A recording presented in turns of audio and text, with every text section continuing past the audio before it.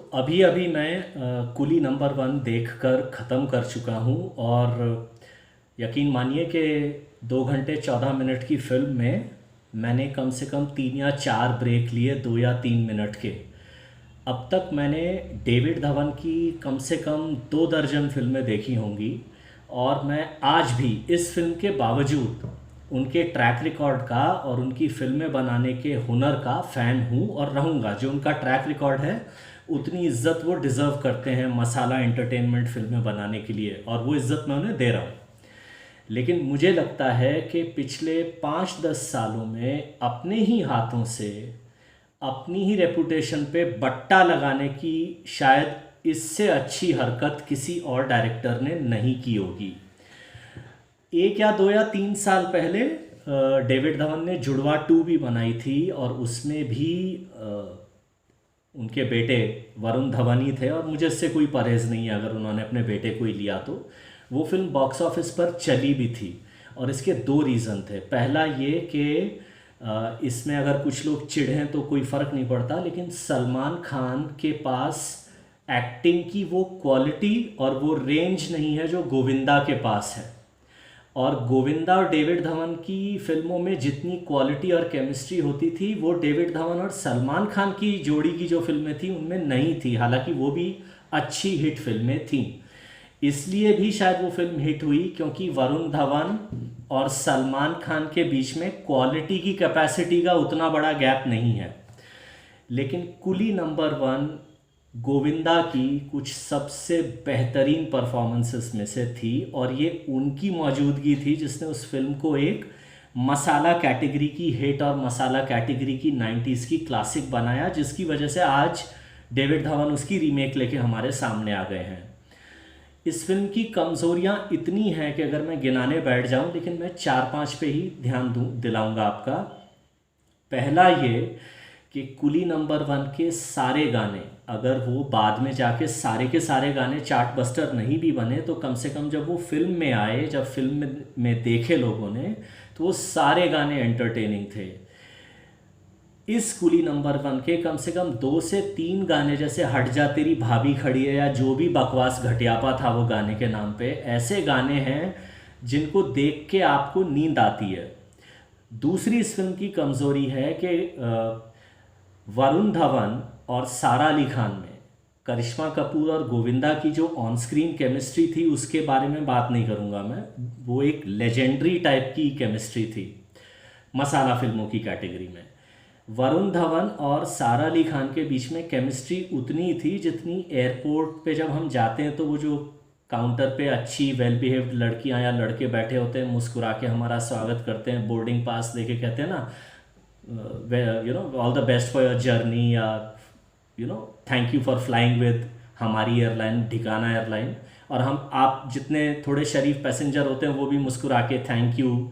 तो जितनी केमिस्ट्री उस रिलेशनशिप में होती है उतनी ही केमिस्ट्री सारा अली खान और वरुण धवन के बीच में थी। मतलब डेविड धवन उस टाइम पर क्या देख रहे थे, क्या कर रहे थे कि उनको दिखा नहीं ये चीज़। इसके अलावा इस फिल्म के सीन, जब फिल्म ढीली होती है तो इन चीज़ों पर भी नज़र जाती है। एक सीन है जब वरुण धवन सीढ़ी लगा के सारा अली खान के कमरे में घुस रहे हैं, 2-3 मिनट का वो सीन है। और उसी खिड़की से जब वो बाहर निकल रहे हैं तो उसी खिड़की, उसी कमरे के नीचे पूरा स्विमिंग पूल है, फिर वो ज़मीन गायब हो जाती है।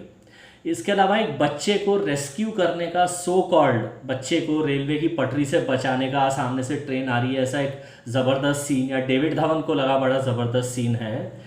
इतना फालतू उसकी सिनेमाटोग्राफी या उसका फिल्मीकरण है कि बच्चा बैठा है बीच पटरी पे लेके, कैप्टन अमेरिका की गुड़िया दिख गई है उसको, और पूरे स्टेशन पे सारे कुली, पूरा का पूरा स्टेशन बेटा बेटा राजू राजू ऐसे कर रहा है। और ट्रेन मीलों दूर है, कोई एक भला आदमी जिसके घुटनों में आर्थराइटिस नहीं था, इतने सारे जो खड़े थे प्लेटफॉर्म पे, अगर मान लिया जाए कि 80% को आर्थराइटिस था, 5-10% तो होंगे ना जिनके घुटने ठीक होंगे, आराम से उतरते, बच्चे को उठाते, ले आते। अब वो राजू कूदा ऊपर से, ट्रेन के ऊपर आ गया, ट्रेन के ऊपर से कलाबाटियाँ खाई, फिर इधर कूदा, इतना गैप था वो जो आने वाली ट्रेन है उसमें और बच्चे में, फिर उसने बच्चे को उठाया और फिर सब रो रहे हैं जैसे राजू ने ऑस्कर अवार्ड जीत लिया, इस टाइप के सीन हैं। कुली नंबर वन का वो क्लाइमैक्स जिसमें गोविंदा नर्स बन के आ गए, वो सारे इसमें वरुण धवन ने इतने बकवास ढंग से एक्टिंग की और कहीं ना कहीं उनके ऊपर प्रेशर रहा होगा, क्योंकि सुपंदी से अगर कहा जाए कि वो साबू बन जाए तो वो नहीं बन सकता है। तो ये एक चीज़ दिखी उस फिल्म में। और सबसे बड़ी बात कि परेश रावल को लिया आपने कादर खान की जगह। अब सीधी बात यह है कि जैसे सुनील गावस्कर एक ही था, डॉन ब्रैडमैन एक ही था, सचिन तेंदुलकर एक ही था, कपिल देव एक ही था, उसी तरह कादर खान भी एक ही था।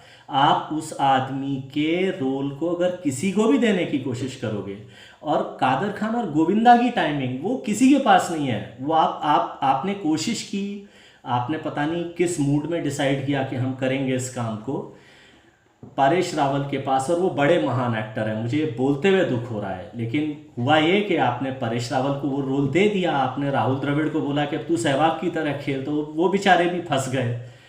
तो कादर खान की एब्सेंस, कादर खान जैसे टाइमिंग वाले एक्टर की एब्सेंस ने भी जो जो हाईलाइट सीन थे कुली नंबर वन के, वो सारे के सारे डुबा दिए। और सबसे ज़्यादा जब वो गाना आया कि मैं तो रास्ते से जा रहा था, मैं तो भेलपूरी खा रहा था, मैं 90s की उस जनरेशन का इंसान हूँ जब गोविंदा की अदाएं, और अगर आपने वो ज़माना देखा है तो ही आप मेरी बात समझ पाएंगे, गोविंदा को हर गोविंदा का फ़ैन उस गाने में इतना मिस करेगा। और इसलिए मेरी एडवाइस ये है कि जो गोविंदा के फ़ैन हैं और जिन्होंने पहली कुली नंबर वन देखी है और पसंद की है, वो इस वाली से तो 400 किलोमीटर दूर रहें।